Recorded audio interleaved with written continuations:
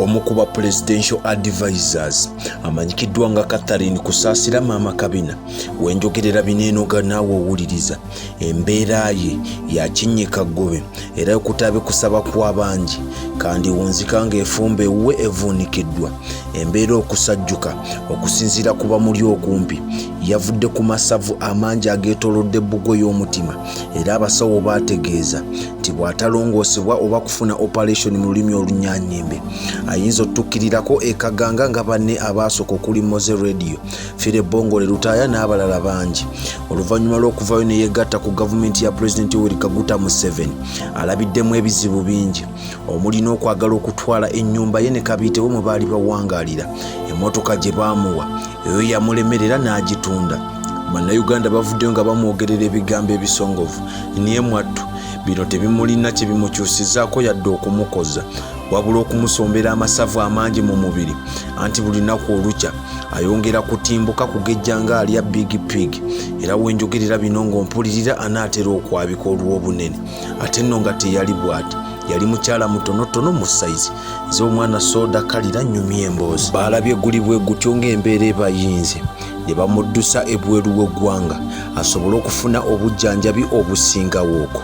Catherine Kusasira y'omu ku bannayuganda abafunye omukisa okubeera aba presidential advisors nga tetumanyi na ofiisi zaabwe gye zituula era y'omu ku bannayuganda abafunye ebifo eby'amaanyi mu gavumenti yadde ebitabo balina byamuswaba okukira abalala. Ono ne banne okuli Jennifer Nakangubi Fulufiga, Buchamani n'abalala bangi ofiisi zaabwe n'emirimu gyabwe gyewuunyisa anti ono omukyala gw'enkwolekeza olunaku olwaleero yavaayo ye kennyini n'akyogera lunye n'agamba nti pulezidenti nkweyanza olw'ekifo kye wampa naye kikwasa ennaku kasookedde ntandike kakkalabya sikulabangako era sikutuukangako yadde okuwunyako ne twebuuza abasinga obungi omuntu gw'otasemberera yadde omutuukirira oba owabula biki wabula pulezidenti yamala n'amutegeeza era n'agamba abaamuli ku kido nti omukyalo oyo mumuleke antuukeko simanyi oba yamutuukako nze naawe nga nkujje mu by'obufuzi ne nkwolekeza ekisaawe ky'okuyimba.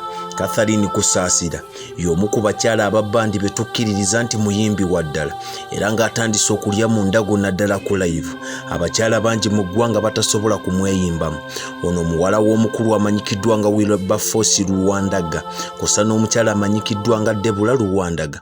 Omukyala ono gwe nkuletedde olwaleero yakakkalabyako emisomo era abaayitako ku Dynamic SS Essonde yaliyoko butoola era baamulaba yavaayoko n'adduka mbiro ku senti bali ku ddembe SS Mitala Maria. Omukulu ono okuyimba yakutandikira ddala mu mwaka gwa 1999 ng'akyasoma era abamu ku bamusikiriza okwegatta ku kisaawe ky'okuyimba okuli omukulu amanyikiddwa nga Saamu ne Sophie Gombya era baakola kyamaanyi nnyo okumusikiriza okutandika okusabula omuziki. Ebiseera ebyo Catherine Kusasira yatandika ayeeyereza oluyimba lw'omukulu amanyikiddwa nga Maria Mundagire olumanyikiddwa nga Mumpe Ebyange era byonna ebyo byonna yabikola mu ttaka mu Josa mu bandi eyali ekulirwa omukulu Saamu Gombya kosa ne munywanyi we amanyikiddwa nga Joseph Mulinde.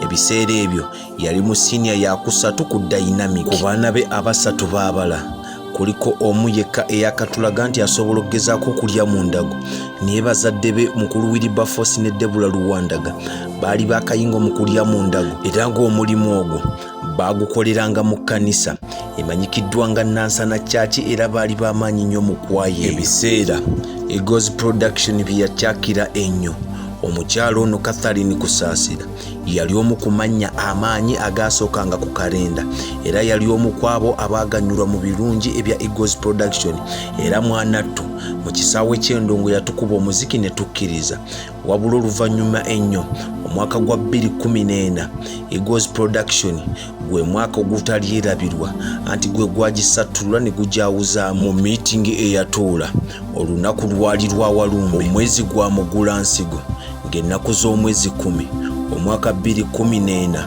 lwatuula ku kalenda mu kibuga Kampala. Eagles Production awo neesiibulwa wabula Eagles Production lwamala okwabika neetondebwawo ekibiina ekyali kimanyikiddwa nga Golden Production era mwana muwala ono yakyesogga bukolokolo n'atandika okuba endongo. Mu bulamu bwe obw'okuyimba atukubye ennyimba nnyingi nnyo naddala olutambi lwe olwasookera ddala olwali lumanyikiddwa nga ekitiibwa ky'abaami. Luno yalufulumya omwaka gwa 2003 n'atukuba ennyimba endala nnyingi nnyo omuli kambasaalize, wafuuka bikadde, ekitiibwa ky'abaami lwe nkugambyeko, society ennongooseemu, mapeesa, mukama neeraga, esitima empya, bw'osiba feesi gw'okaddiwa, enkola ya takisi, kankusinze obakubya bikolwa, sanyusa mutima n'endala nnyingi. Era bw'ogattagatta abayimbi ba bandi naddala bali mu Eagles Production, y'omu ku bakyala abo abaali basinzaamu ennyimba ez'amaanyi oba hit songs. Era olutalo lwe yalina wakati ne bbaawe amanyikiddwa nga Sseruga lwakola ky'amaanyi nnyo okubakwatirira mu kisaawe ky'Endongo. Beekubira obuyimba obwesoosoonya, ono n'akola enkola ya takisi, oli n'amuddamu enkola ya booda, wabula byagenda okukkakkana nga bakubyewo akayimba akaali ak'amaanyi ennyo nti sonyiwa banno ddadi era ebyaddirira by'olaba ne kaakano. Omwaka gwa 2019 Catherine Kusasira yavaayo n'alangirira nga bw'avuddemu ono music owaddala n'asalawo okwegatta ku by'obufuzi, era akalulu ka 2021 yakalimu bukwaku ng'akatwalaganya. Obulamu bwa politics babukoleddemu effujjo lingi nnyo. Waliwo Valentine emu bwe yavaayo mu mmotoka ye n'alaga ebigugu n'ebisawo by'essente n'ategeeza bannayuganda mu katambi ako nti bino bye bimu ku birungi by'ofuna nga weegasse ku NRM. Yakola omulimu gw'amaanyi okugatta abamu ku bayimbi banne ku kibiina kya NRM kw'ossa n'abavubuka obudde obwo abaali baagala ennyo ensimbi okubagattayo, wabula oluvannyuma ennyo yavaayo n'akaaba ng'alaga nti yayiwawo omubiri gw'amaanyi nnyo kw'ossa n'ensimbi enkalu ze yateekamu NRM, wabula ng'obudde obwo talina kye yali alagawo ye ng'omuntu. Naye we twogerera kaakano balabika ensonga baazigonjoola, era omulimu ogwo bwa presidential advisor abadde agutwalaganya bulungi mu maaso, yadde ofiisi ze bw'ozimbuuza nange simanyi gye ziri. Nga mpunzika mutaayi nkusaba ogatte esaala zo ku famire ye kw'ossa ne bazadde be abako ab'eŋŋanda n'ab'emikwano ku operation gye yagenze bweru w'eggwanga. Mukama Katonda amuyambe amusoose akomewo mu ggwanga lyattu Uganda akakkalabye emirimu gye. Nze Omwana Soda, Facebook page following, TikTok kwonna nkozesa Omwana Soda gwagala okunyumirwa emboozi nnyingi ezikyajja, YouTube Export TV munywanyi nkusabye dukayo mbiro nnyo osubscribing otekeko notification bell. Emboozi nnyingi empanvu ne interviews zenkola tuziteekayo side zeeyo, wabula nga sinnasiibula. Ngenda kusabayo kimu ggwe munywanyi, olina mukolo, olina mbaga, kale omukolo gwa buli kika kyonna ng'oyagala bakamera abagenda okukuba ebifaananyi eby'omulembe ogw'omutebi kw'ossa ne videos ziri ezaalagirwa, oyagala public address system, tukubireko ku nnamba z'essimu okuli 0756 8 761 neyo gy'olaba kapapula tusobole okutuusaako obuweereza obw'enjawulo. Mubeere bulungi, Mukama Katonda omulungi abankuumire. Export TV to the world.